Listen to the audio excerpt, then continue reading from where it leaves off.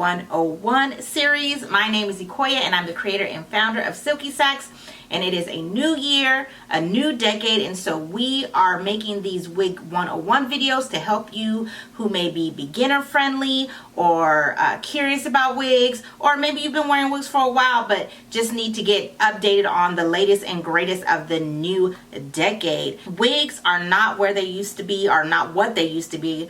They have come a long way. These are not the wigs that your grandma used to wear, honey. These are even a little bit of step above what Miss Tina, What's Love Got to Do With It, wears, honey. We are getting into what is new and what is going to probably be going on for the next few years in wigs. So today's video, we are going to show you how to put on a wig and how we do it in the new decade. But before we get into that, let me introduce myself. My name is Ikoya. I'm the creator and founder of Silky. A Silky sack is a luxurious silk lined bag that I designed and created to not only store your wig but add life and longevity to it.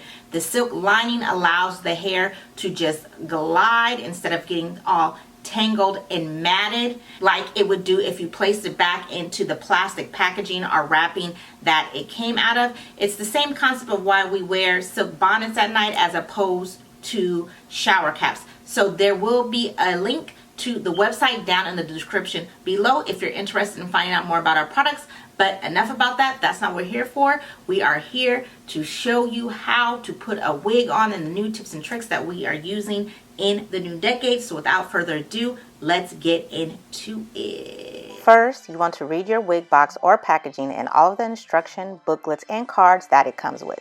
This is important because it will tell you how to properly care for your wig and what products and styling tools you can and cannot use on the wig. Now you need to prepare your hair to put on the wig. Cornrow braids are the best option in my opinion. It is a protective style for your hair and allows the wig to lie flat on your head.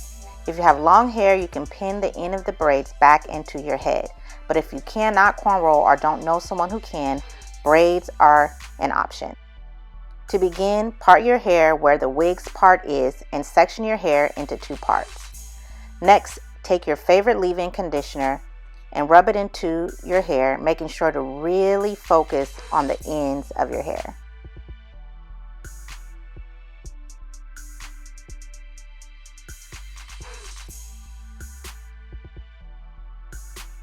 Now detangle your hair from tip to root and work your way up with a wide tooth comb or a detangling brush. Then use some gel and brush your hair into a ponytail.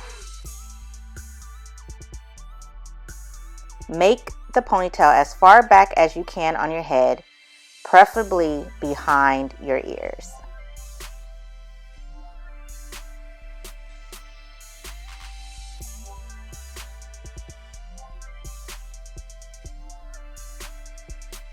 Now braid the ponytail.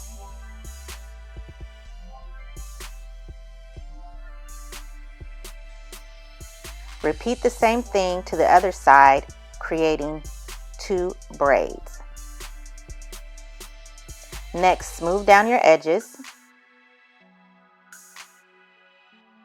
Take a bobby pin and pin the ponytails back up into your head.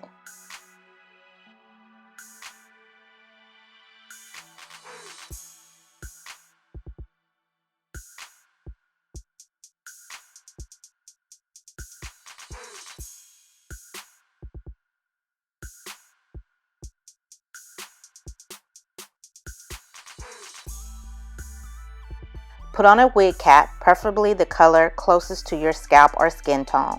Wig caps are great because they protect the inside of your wig from perspiration and creates a barrier between your hair and the wig.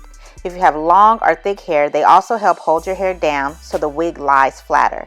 If you are doing the ball cap method, this is where you would add your wig spray or adhesive, but I do not recommend or like that for an everyday wig wear or if you're a beginner. Then I recommend you oil your edges with your hair's favorite oil. This is important. It helps to fight against thinning edges and traction alopecia. This is really important for your hair's health, so rub it in good. I hold my wig in place with a wig grip. Wig grips are great because they help hold your wig in place while protecting your edges. If you wear wigs every day, I recommend this method over the ball cap method with glues, tapes, and sprays. Although these methods work great, they can become harmful to your hair over time. To put it on, place it over your forehead and wrap it around the back of your head and attach the Velcro grips together. Pull out your ears. Finally, you're ready for your wig. This wig has 2 combs on the side, 1 comb in the back, and adjustable straps with a middle part. This wig is Kamala from Outray's Daily Wig Collection. The link will be down in the description box. Place the wig on the front of your head and pull it back to cover the back of your head. Make sure all your hair is underneath the cap. Make sure your wig lines up with your hairline, and if you don't use a wig grip, you would put the combs into your hair to secure and hold the wig in place. The hairline on this wig is perfect. A real hairline is not this thick and perfect. To help it look a little more natural, I like to slide the wig grip back and take out the edges of my real hair along the hairline and sides.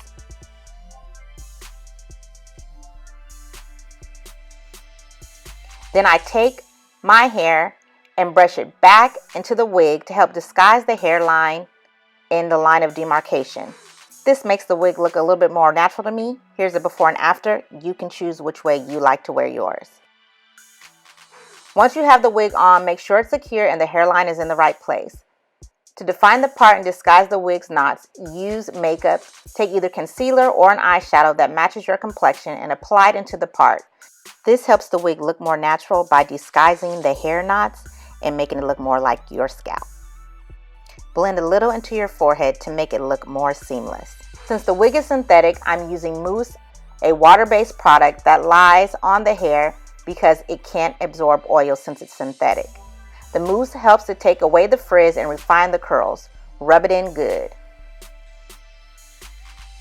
Take a little heat to the top or crown of the wig to help it lie down flat and help it not to be so thick. This is a telltale sign that it is a wig. You can also do this with a brush and a blow dryer on low or warm heat. Now your wig is on and you are ready to go.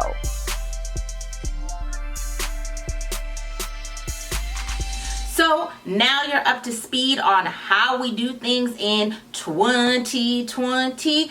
And for those of you who said, okay, this is too beginner friendly, I want to get in more lace frontals or lace front wigs, don't worry, we got you. Stay tuned for our next episode dropping Wednesday. In that episode, we're going to get more into tips and tricks. We're going to talk about products and also tools and things you need and things you can do to make your wigs look more natural and have them laid, slayed, and melted for the new decade.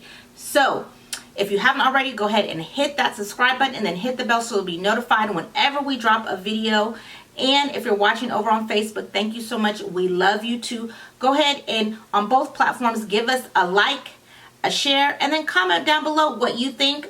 Do you have some different tricks or tips that you do to put your wigs on to make them more natural?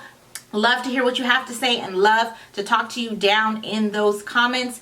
And if you have any questions, please feel free to ask them. We'll get back to you as soon as we can. As always, I want to say thank you so much for watching. And remember, better care is better wear.